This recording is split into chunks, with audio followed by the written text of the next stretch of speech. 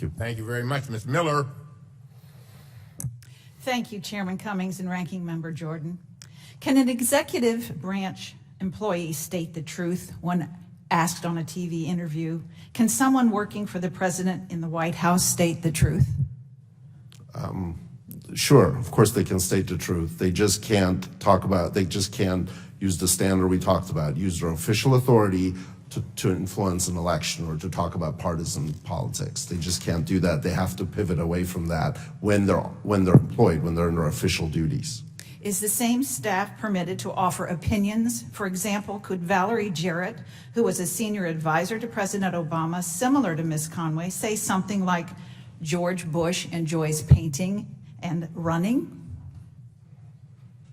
I don't know enough of facts. Is he a candidate at that time? I just don't know. He's president. How about an opinion on policy? For example, could Valerie Jarrett go on TV and say former Vice President Dick Cheney is hawkish and a hardliner on foreign policy?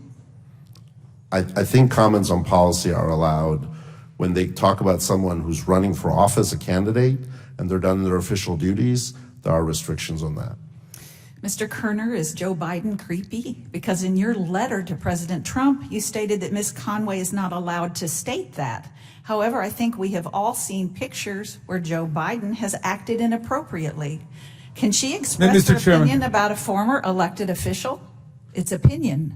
It's an opinion. I think the argument was made that she was just stating facts, and whether a former Vice President Biden is creepy or not is not a fact. It's an opinion by Ms. Conway. In March, she stated, so there's a whole hot mess in the Democratic Party, beginning with right over the bridge here in Virginia. Mr. Kerner, I think we can agree that this is also a statement of opinion on policy. I have seen this statement backed up with fact and illustrated in policies like the Green New Deal, which would try to enact efforts to stop air travel altogether and inhibit cow emissions, as well as instituting a single-payer healthcare system which would take away Medicare from the elderly and make health costs skyrocket. My colleagues across the aisle want to get rid of the recently passed tax cut, which helped boost our economy. I don't know about you, Mr. Kerner, but this sounds like a hot mess to me.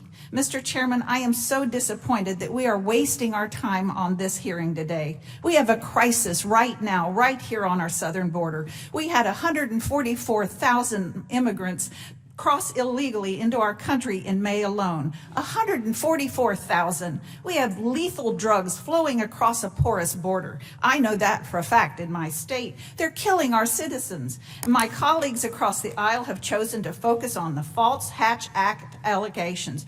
That's pathetic. It's not as though 4 million jobs created since 2016, record low unemployment for African Americans and Hispanic Americans, and major tax reform is enough.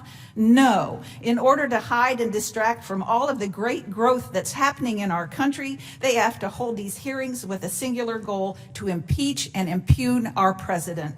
It is disappointing that my colleagues across the aisle still have not accepted the results of the election that occurred nearly 3 years ago. And now at every turn they continue to divide our country and waste our time with these hearings instead of focusing on the real issues facing everyday Americans. I yield back my time.